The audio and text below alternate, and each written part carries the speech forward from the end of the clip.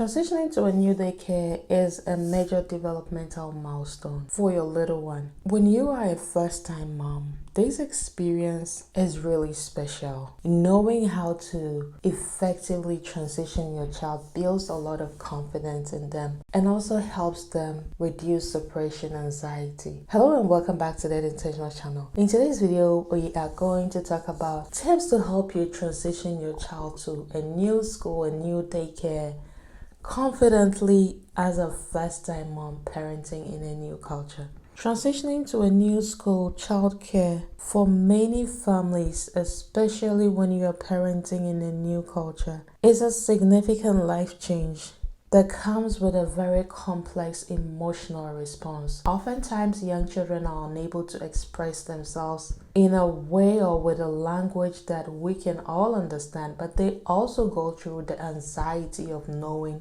I will be leaving my safety net, I will be leaving my family, I will be going into this new space with a very unpredictable schedule. And this is why we are discussing this, to share some tips on how to confidently transition your child to a new childcare program, to a new school, for you as a parent to have that peace of mind and for your child to also safely transition, reducing the anxiety of separation. How well a child is able to transition into a new space depends on their own temperament.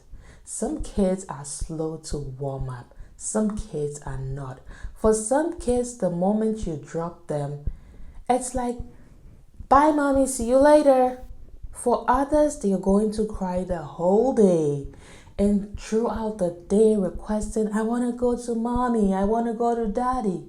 This is because every kid's temperament is different. Now, here are some tips to help you adjust and prepare your kid for this transition confidently. Start conversations about school early. There is a reason we are treating these topics early in the season and time of the year. Before the new school year starts, if you have a child who will be transitioning into a new program, talk about school, watch videos and pictures of kids in school, read books about children in a new school. Talk about, friendship, some of the things they will be doing at school, activities. You're going to meet new friends, new teachers. This just builds anticipation and help your child to know what to expect ahead of time. And you can also do the same for babies. It doesn't matter if they can respond to you or not. They will be starting a new daycare program. You'll be starting a new daycare, reading books.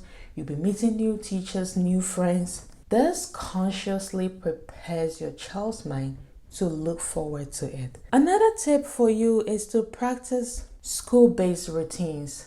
Nurture independence early, especially if you're a first-time parent raising a child in a new culture like America. The routines you may be used to in your home country will definitely be different from the routines in your new culture. One thing is for sure, 3, 4, 5 years old, even 2 years old, a lot of them sit at the table and eat by themselves. So if this is something that you have not introduced your child to, maybe you still do the feeding at home, I would encourage you, this is the time to start prepping them for those opportunities.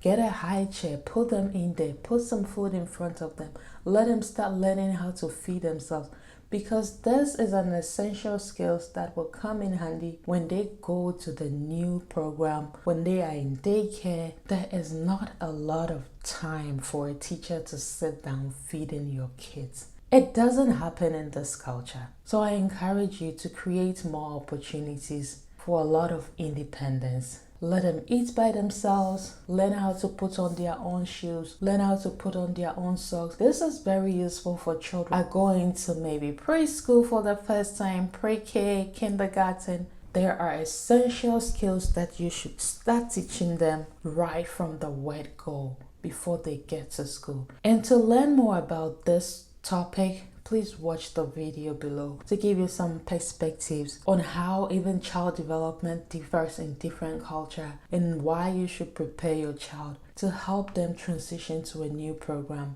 confidently. As part of your preparation, shop for new school items together. Do all the things that makes your child anticipate and look forward to this new experience that is coming up. Maybe you're going to the shop to buy some lunch boxes, some backpack, some shoes, sandals. Go together with your little ones, especially the 3, 4, 5 years old. Look at the things together. So you'll be starting a new school, you'll be needing some lunchbox, you'll be needing a new school bag. Oh, look at this one. What color would you like? Green, red. Make a list together of the things you would need. So what do you think you would need for your new school? The 3, 4 years olds and 5, they can, have a lot of conversations with you. We will need a school bag, we will need a lunchbox, we will need a shoe or socks. Make the list together, hand it over to them. Go to the store together. Or even if you're shopping online, sit together and look at the things.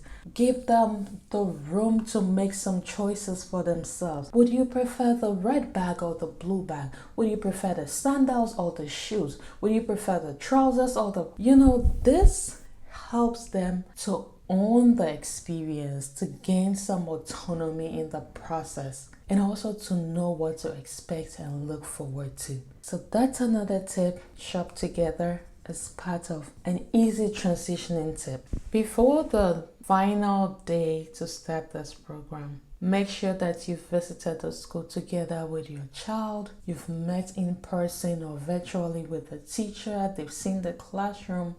You've observed some of the routines. This is just going to ease some of the anxiety for you yourself and for your little one. So that's another thing that I would encourage you to make some time out to do together with your little one. If you have some time, plan for school drive-through if possible. With this, we just drive by the school. This is going to be your new school. This is where you'll be coming. Give them some time, even if they don't know. Maybe you'll be starting in August 4th, August 10th. Create goodbye routines. A predictable goodbye ritual helps your child feel safe. Maybe a hug, a handshake. See you soon. Don't just sneak out of the classroom without your little one seeing you. Let them know I will be back after lunchtime to pick you up. Even if they don't have a sense of time, just give them that assurance that you're going to be back to pick them up. This helps them know what to keep it short and simple. Bye, my love. I'll see you later.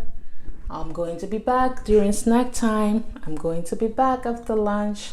Another thing for you to know as a first-time mom, parenting in America, parenting abroad for the first time, is that the parenting norms are always different in different places. Over here, they place a lot of emphasis on independence, self-feeding, social play, emotional expression. So if this is something that is new to you, I encourage you during this season, start giving your child some more room to practice independence. And this can look something like letting them eat their own food in a high chair, teaching them how to put on their own shoes and socks for preschoolers, kindergartners, going outdoor for them to get some interaction with other kids. This is going to help them as they transition into a daycare program because they are going to meet other kids to be able to connect with. If this is something that is different from what you know, that's okay. But this is just something for you to be aware of so that you would know how to prep your little one. I'm going to leave a few of my favorite items that I use to build independence for my little ones, whether you are still potty training, whether you're teaching how to self-feed. I'm going to leave some items for you. When you go to the school, ask the teachers questions. What does your routine look like? Do they all sit together and eat by themselves? Do you have someone who feeds? What does it look like in this classroom? This helps you to also know how to better support your child at home. Finally, build relationship with the teachers. Don't just show up, good morning, you drop off your child and you leave. Ask questions. How did my child's day go today? So I hope that this video helps you find a little calm in the chaos. If you found these tips helpful, don't forget to like, subscribe, and share this video to another mom who might need it. And tell me in the comments, what part of daycare transition has been the hardest for you? I did love to know. Thank you so much for watching today's video. Until our next video, this is Ed Intentional, a community for new and young moms who enjoy learning new things on the go.